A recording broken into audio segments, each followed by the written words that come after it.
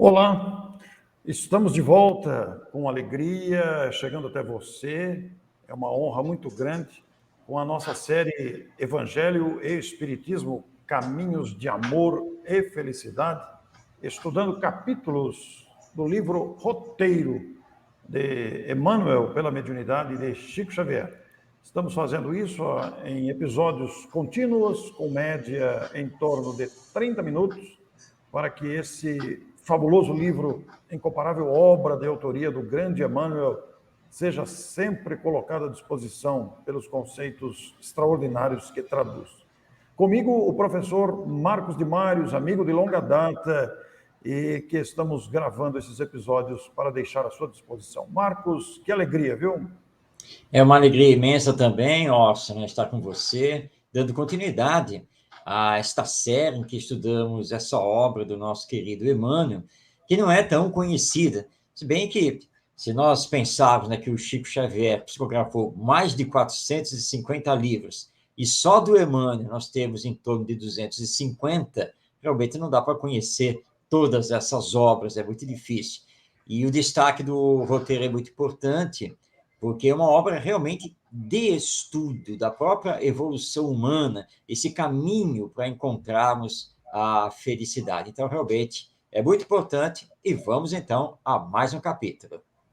Pois é, Marcos, 250 livros desse autor é muito expressivo, realmente. É algo que encanta a nossa inteligência, a nossa capacidade de... não temos dimensão.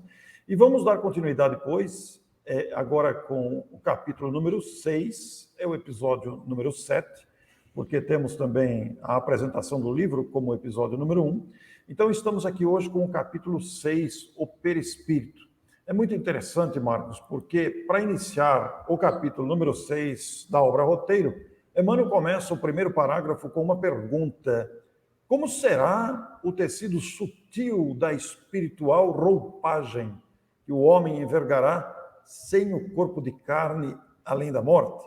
Nós vamos nos lembrar aqui que aprendemos sobre o perispírito em O Livro dos Espíritos, com a informação de Allan Kardec.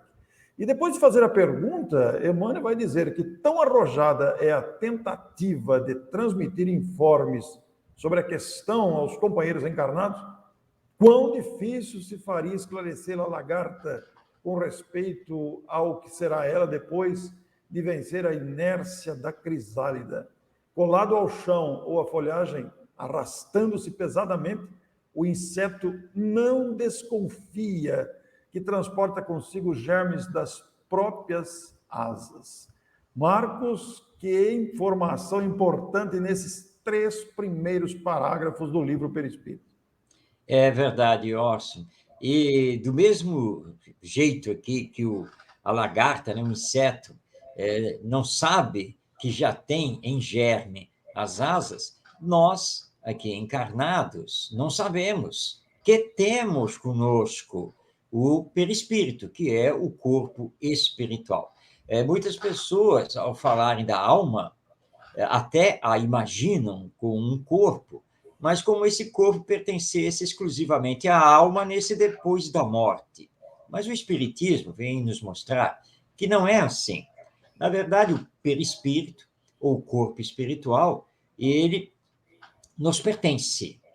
É um corpo semimaterial, é o modelo que organiza este corpo biológico e está intimamente, molecularmente associado ao corpo biológico.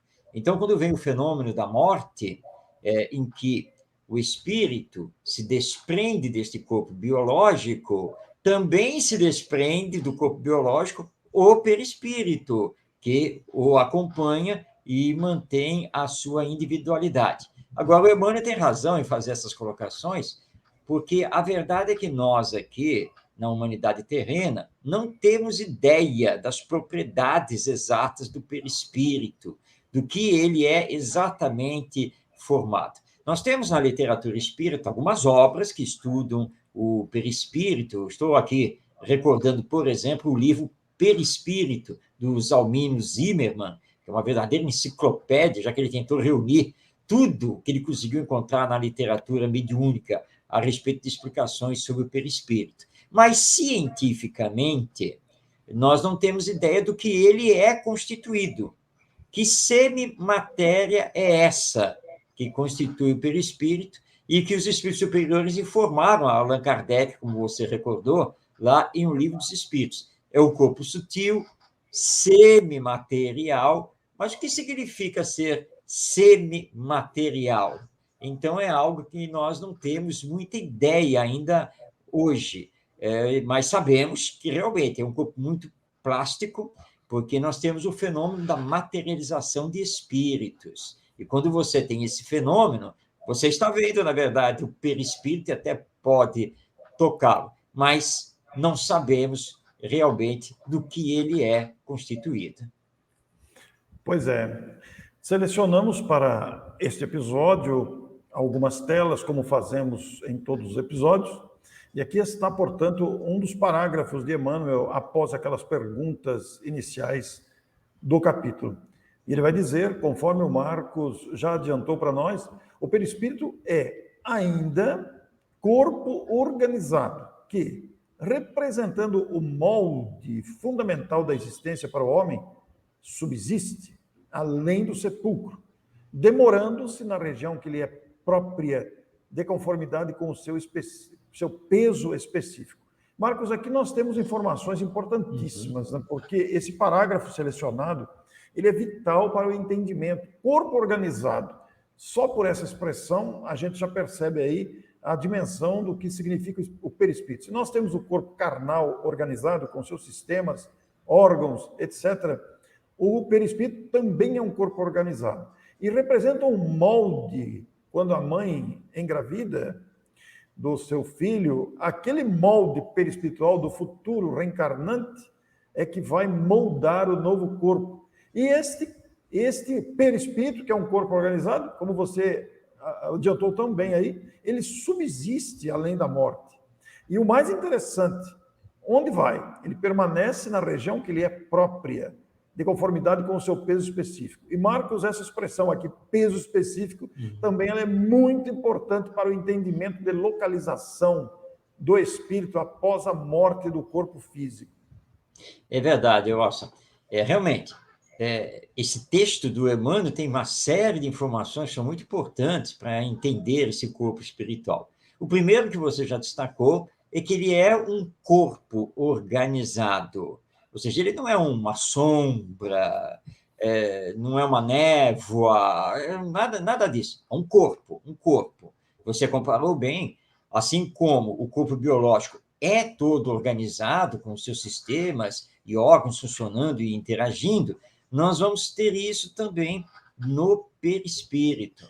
Aliás, nós temos uma descrição da organização interna do perispírito na obra Missionários da Luz, do nosso querido André Luiz, através também do Chico Xavier. Então, remetemos os interessados para dar uma lida lá no Missionários da Luz, porque o André Luiz vai se deparar lá na coluna Nosso Solar, né, com cópias que ele diz quase perfeitas, né, e translúcidas, tanto do corpo orgânico quanto do corpo espiritual.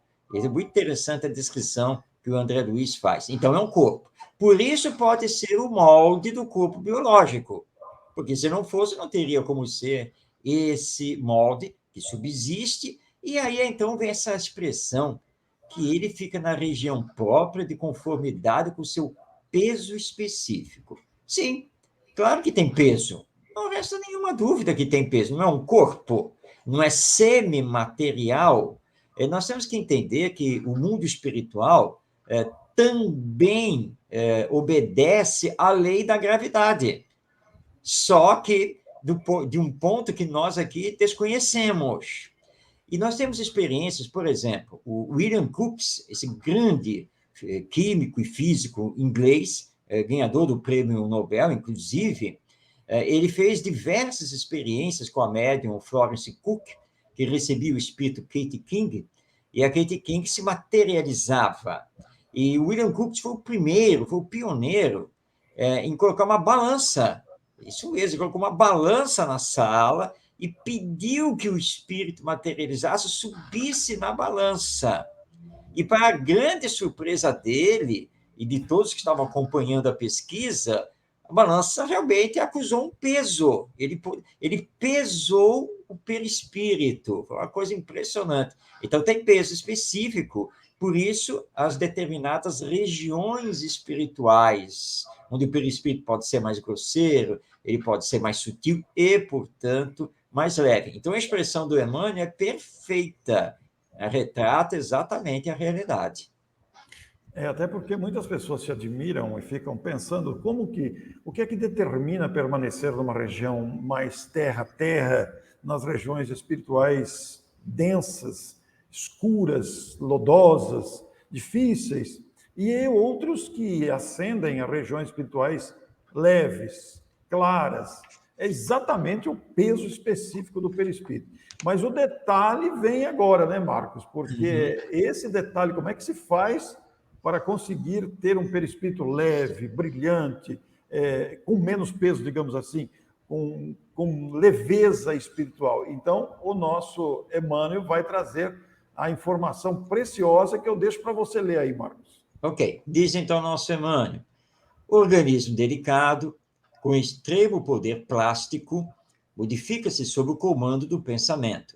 É necessário, porém, acentuar que o poder apenas existe onde prevaleçam a agilidade e a habilitação que só a experiência consegue conferir.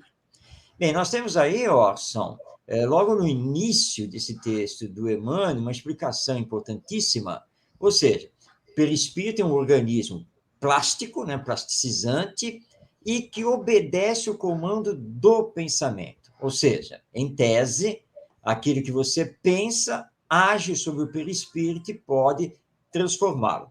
Eu disse em tese porque, na sequência, o Emmanuel colocou uma vírgula, né? Aquele, porém, entretanto, só os espíritos devidamente habilitados, já dominando o pensamento e a questão do perispírito, é que podem efetivamente modificá-lo ao seu bel prazer.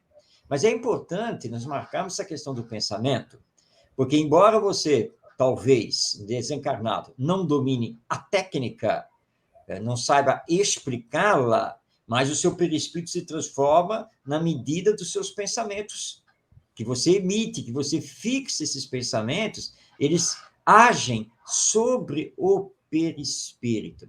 Há uma obra, Orson, não sei se você conhece essa obra, da mediunidade da Zíbia Gasparetto, no início da sua mediunidade, que é o livro, é o Bate-Papo com o Além. E, na verdade, é o espírito Silveira Sampaio, né, que escreve através dela, e ele justamente ele explica uma cena na colônia espiritual em que um amigo estava ali, né, e o amigo era careca, né, e o Silveira Sampaio falou para ele, não, por que você, né, não pensa e não projeta o cabelo, né, porque ele já conhecia a teoria aqui da técnica, né? E o amigo disse para ele, fácil é falar. O problema é que eu vivi a minha vida toda lá na Terra careca, e eu não conseguia ainda fixar o meu pensamento como uma pessoa que usa, que tem cabelo. E enquanto eu não conseguir dominar esse meu pensamento, eu não consigo transformar o meu perispírito. E olha que coisa interessante, né? Então, por isso que o Emmanuel coloca aí, depende, vai depender da habilidade do espírito, vai depender do progresso do espírito em dominar a técnica. Ô Marcos, é interessante porque só a experiência consegue trazer esse domínio da técnica, como você disse, só a experiência consegue conferir agilidade. É muito interessante pensar nisso, porque esta experiência é justamente a experiência desenvolvida ao longo das experiências reencarnatórias, porque é ali que vai se habilitando o ser, que vai crescendo em conhecimento, vai crescendo em aprimoramento moral, que é o grande detalhe da leveza ou da densidade mais grosseira do perispírito. Como foi dito em uma das telas anteriores aí, né? Nessa mesma tela que você acabou de comentar, nós vemos ali a afirmação: organismo delicado com extremo poder plástico. Quer dizer, se ele tem um poder plástico que se modifica sob o comando do pensamento, o espírito vai ter que aprender o desenvolvimento também dessa técnica, como você bem disse aí. Marcos, você vai querer treinar um pouco lá para pôr um pouco de cabelo na frente? Como é que vai ser? Pois é, né, eu tenho que começar a pensar nisso, não é mesmo? Eu também, está raiando aqui, viu? Também, né? Mas você sabe, ó, eu estava aqui recordando um diálogo que eu tive uma vez com um espírito na reunião mediúnica, e ele se apresentou e ele dizia que ele estava num poço muito profundo e que ele não tinha mais as mãos e os pés, ele tinha patas. E aí eu comecei a falar com ele, olha só, aí ele começou, não, que eu sou um cavalo, né, não sei o quê, deixei de... Aí eu falei, olha só, se você for um cavalo, você não estaria pensando e muito menos conversando comigo, dialogando, e entendendo, inclusive, o que eu estou falando com você, não é verdade? E aí ele teve uma espécie de um choque, falou, não, é verdade. Realmente, se eu fosse realmente um animal, eu não poderia estar aqui conversando com você. Então, olha só, você tem que colocar, a partir de agora, na sua mente, que você é um ser humano, e que, na verdade, você tem mãos e pés. Vamos fazer um exercício aqui, e eu o convidei a começar a mentalizar e olhar para ele mesmo e ver as mãos e ver os pés. Nós fizemos o exercício e ele começou eufórico, dizendo, já estou vendo, voltaram as minhas mãos, voltaram os meus pés.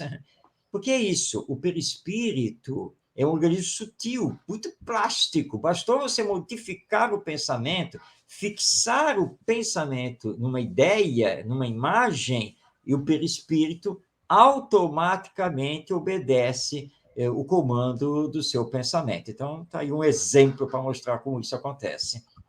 Eu achei muito importante você citar o Silveira Sampaio naquele livro da Zíbia, porque realmente aquela leitura do Silveira Sampaio é muito agradável de ser feita. O estilo dele é um estilo muito atraente, né? Então é importante realmente a gente buscar essas informações, porque acrescem o nosso conhecimento.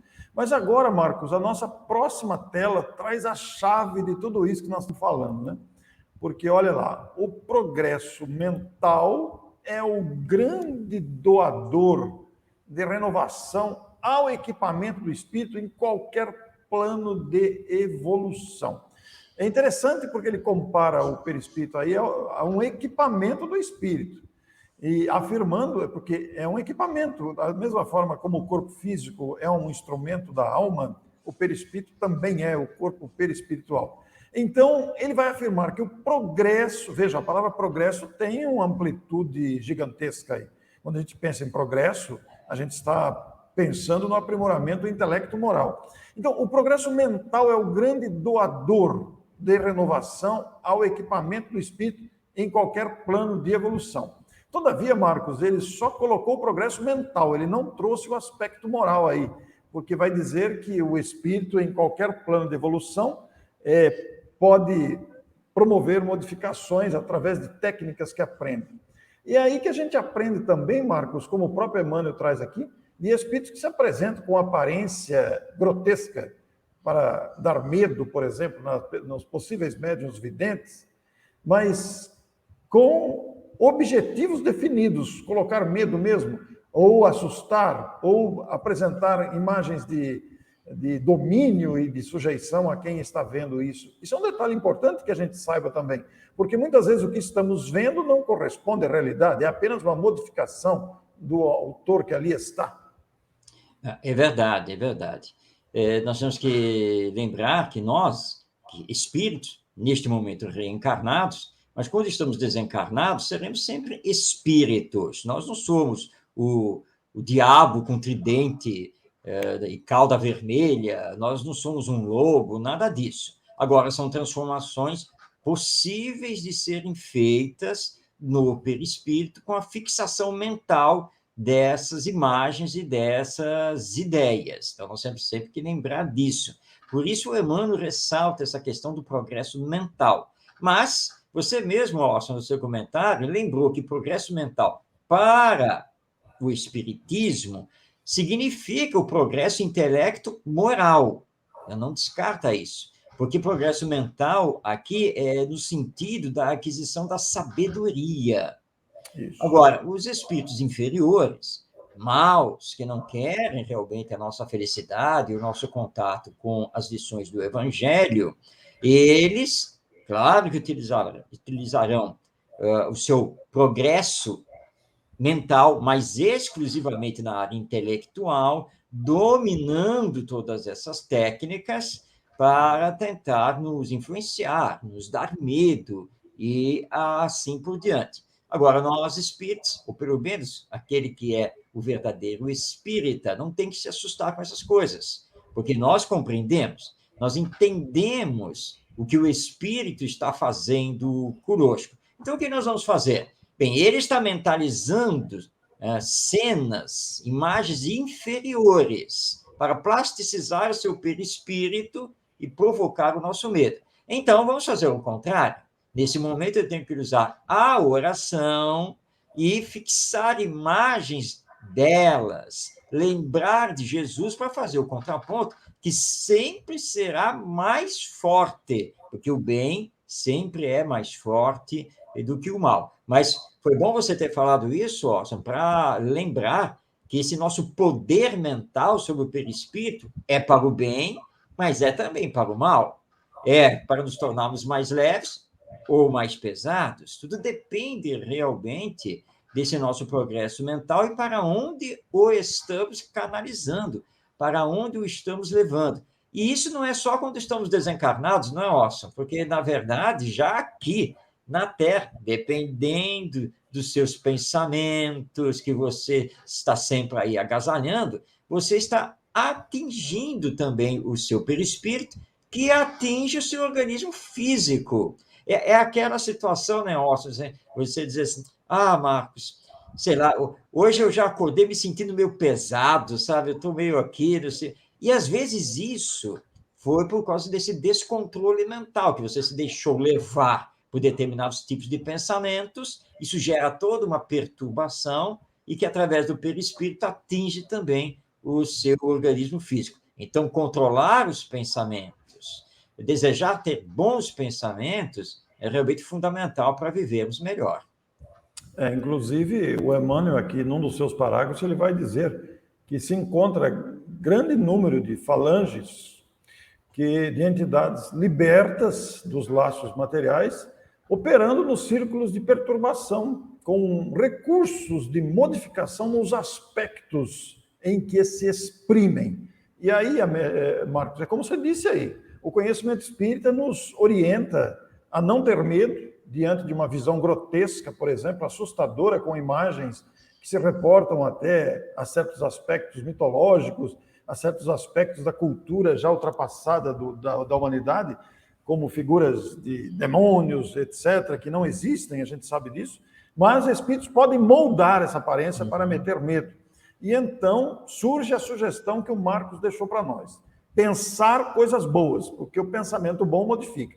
Eu me lembrei também, Marcos, no seu comentário, nos episódios passados, nós falamos sobre a força do pensamento e falamos ali sobre a questão dos ambientes pesados, dos ambientes leves, porque estando encarnados, nós também irradiamos de nós mesmos, além de prejudicar a saúde ou beneficiar a saúde, a depender da força do pensamento, nós projetamos externamente, modificando o ambiente. Então, nós entramos num ambiente, às vezes encontramos um ambiente pesado, praticado por um pensamento desequilibrado que ali está, ou aquele ambiente leve, acolhedor, que nos faz tão imenso bem.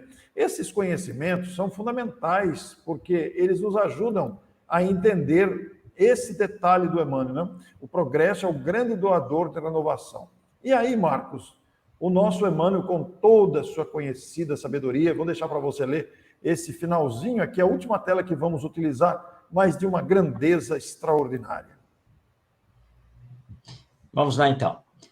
Os nossos impulsos, emoções, paixões e virtudes nele, ou seja, no perispírito, se expressam fielmente.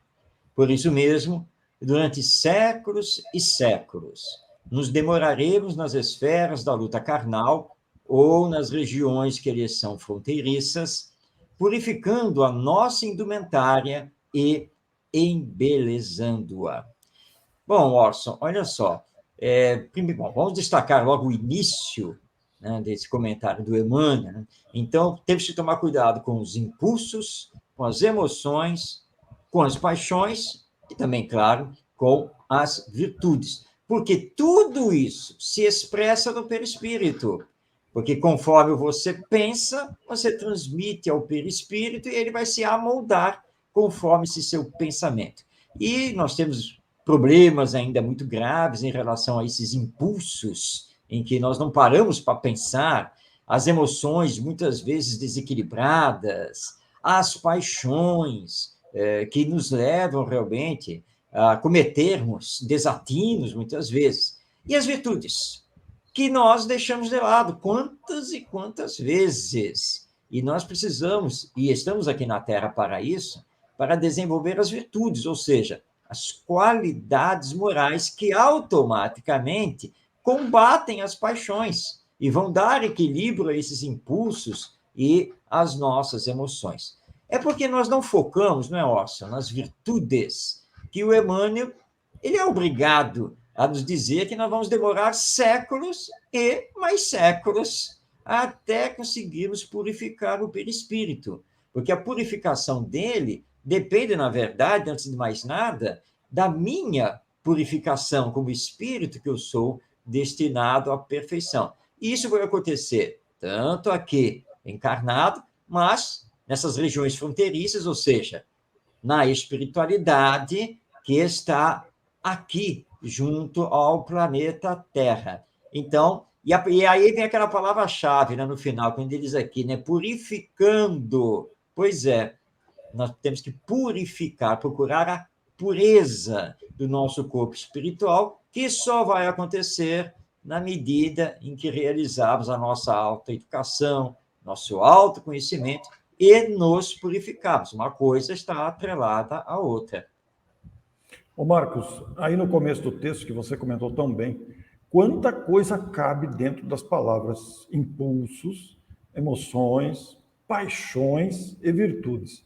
Uma rápida reflexão sobre nós mesmos, numa viagem interior bem rápida, a gente vai encontrar todas essas palavras dentro de nós aí, virtudes, paixões variadas, emoções desequilibradas ou superiores, impulsos agressivos, impulsos precipitados, etc.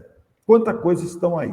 E como você tão bem expressou, se expressam no perispírito. Agora, é interessante, bonito ler aí, como você terminou de falar também, purificando a indumentária e embelezando-a.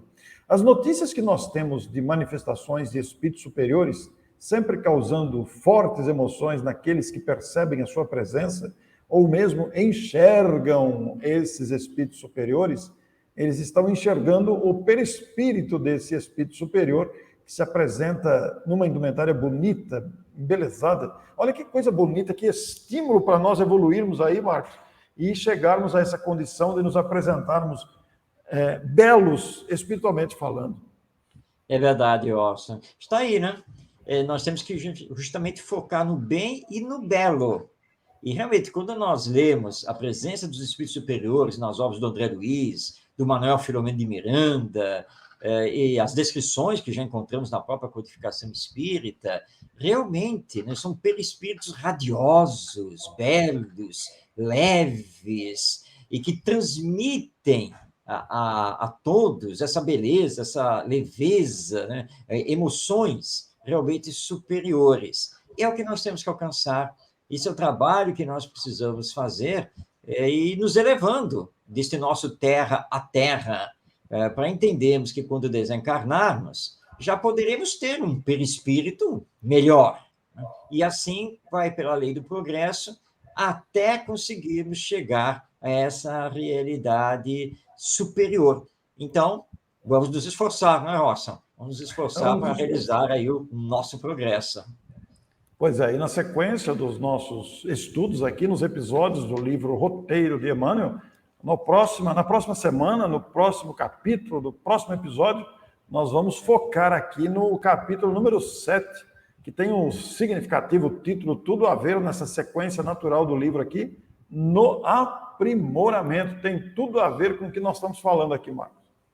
É verdade. Vamos aprender com o nosso querido Emmanuel não apenas a necessidade de nos aprimorarmos, mas o caminho para isso, que eu acho que o Emmanuel vai nos dar umas dicas bem preciosas no próximo capítulo.